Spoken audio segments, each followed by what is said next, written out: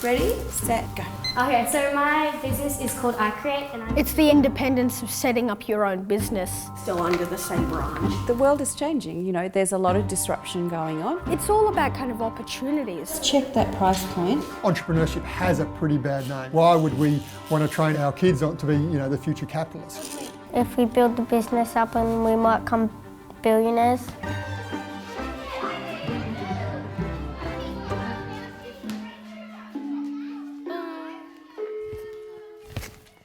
Sometimes we're good, but sometimes we're a bit off our chops. We have Chaos, Ty and Sean. All three of them enjoy fishing. On a scale of keenness, like there's number 1, there's 10, we're probably about an 8. I'm Tanya Gilchrist, Principal of Coopernook Public School. Last year I came across the Club Kidpreneur program. I was intrigued straight away. Club Kidpreneur essentially is a initiative for 8 to 12-year-old kids. It was born on the basis of how do I give kids the same sort of entrepreneurial experiences that I had as a kid. My brother and I, we really wanted to buy a Commodore 64 computer.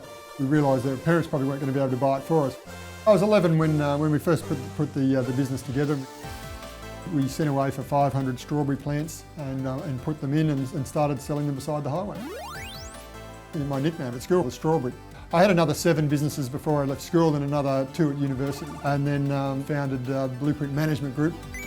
My goal was always to retire by the age of 35, and I managed to do that with 1 month to spare. Very soon after that, then we sold the business for beyond a $100 million valuation. There's something big up there. Ty, Sean and Chaos were involved in the Kidpreneur program last year and formed a company called Cap Lures. The problem with the soft rubber lure is if you get a massive bite, it will destroy your lure. So we're like, what's good and won't break? We're like, bottle cap lures. Ooh, smart idea. That just like, it was like a light bulb turned on above us, and we're like, let's stick onto that idea and finish them off. The community helped us a lot. They donated the bottle caps for us. They certainly drank a lot. The boys gave me 2 lures to take and try out as product testing, and I caught 9 rainbow trout in an hour. And then we just started selling them at Bunnings. They do continue to sell them under 2 different retail locations here locally, and they have actually sold out several times. My turn now. I got more. Oh yeah. We're probably all the boss. Yeah, like it's a quarter each. A quarter for me, quarter for Chaos, quarter for Sean, and probably just a bit of a quarter for Miss G, because she helped us through it a bit.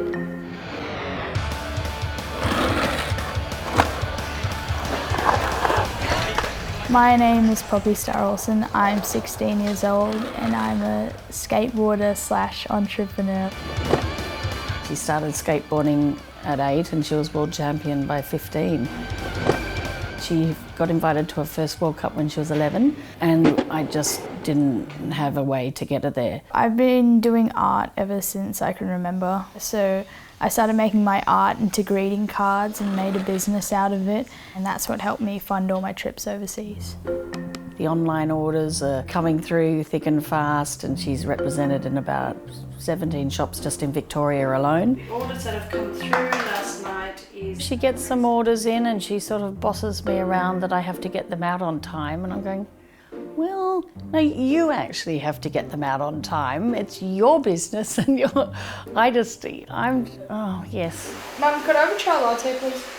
She's my boss. It's annoying. Poppy is a great inspiration for girl skaters these days. Her attitude is great, she's always motivated, she's always trying to learn, and she's encouraging of others. She just wants more girls to skate, and no companies really put any money behind them. So if she can do that through her business and supporting other girls, that would be her ultimate dream. Today we've got a group of kids that we've been working with for a little while now. They're about to embark on their next business journey of taking their products online.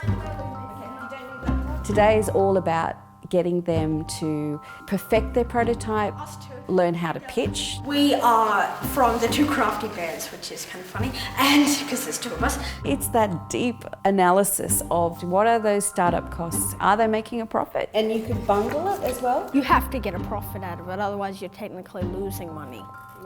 Yeah. I'm Charlotte and I'm 11 years old. My business is called Super Pet Bites and I make dog treats. I saw in her this steely determination. Awesome for a business person. If you buy 2 bags, you only have to pay for shipping for 1. That's good. I'm wholesaling to retailers and then they sell it off. She said to me the other day, she said, Mum, I've tested them on 10 dogs and 7 of them told me that they liked them and the other 3 licked their bums. How do you manage all of this in schoolwork and stuff? Okay? Yeah? Oh, this is my Excel spreadsheet. Okay. I've got my cost per unit. At the moment it's just Australia, but maybe a few years I could go globally. I don't think I'll be a millionaire this year, but maybe in a few years I can get to being a millionaire. The jobs of the future won't look like what we've known them in the past. You have to understand the economy, understand how money's made. Learning has to be based in the real world. I think the education system needs to have a little rethink as to how we can build those kinds of skills. Free entertainment. Even if you've got a really busy schedule, your fun needs to come and homework needs to come before your business does. It's not just work, work, work. At the end of the program, it did have a competition associated with it. We decided to enter the competition by doing a video pitch. We are the owners of Cap Lewis. These guys, you know, they created this really quite quirky video that you could tell they'd made it themselves. Come on, Australia, get hooked on fishing, not drugs. Because we don't want people taking drugs. And getting sent to Prison. Yeah, they would be sent to prison, but they will also be sent to mental homes, away from their family. They won't be able to see their family again. And kids get taken off them and they get to go do bad stuff, steal and that. So what we found with some of our students coming from families where they had perhaps a little bit more street awareness or street smarts, some of our more low-income families actually performed extremely well because they were very creative in their solutions. The naughtiest kids are, usually entrepreneurs. The next drug dealers, typically are going to be entrepreneurs. So how do we get them to create a legitimate business rather than something a little bit more shady? There are not a lot of jobs here in our local area, so for our children to have entrepreneurial skills means they can create their own future. Some people could argue that we are selling a false dream. Literally, the chances of one of these kids being the next Mark Zuckerberg is probably like winning the lottery. But at the same time, the bulk of business in Australia is somewhere in the middle. Look, I don't discount anything. I think there is no reason that the Kapalua boys can't become the next Richard Branson or Mark Zuckerberg. That's right. I mean, they could be. Why not? We were very lucky to be announced as National Kidpreneurs of the Year. They got to go to Melbourne, got to go on a plane for the very first time in their life. It just felt like you won $1 million. It was so fun. But the only shocking thing was I vomited on the plane. That's funny. These were shy kids who really didn't see a place in the world of where they were going, and now they feel like they're Superman. It's been life-changing for them. Like, someone comes up to you and says, oh, this idea is never going to work, you're not going to get anywhere in life. Don't listen to them. Even if it's like a really rich person, don't listen to them. They're just rich and they don't want you to catch up to them, so just follow your dream.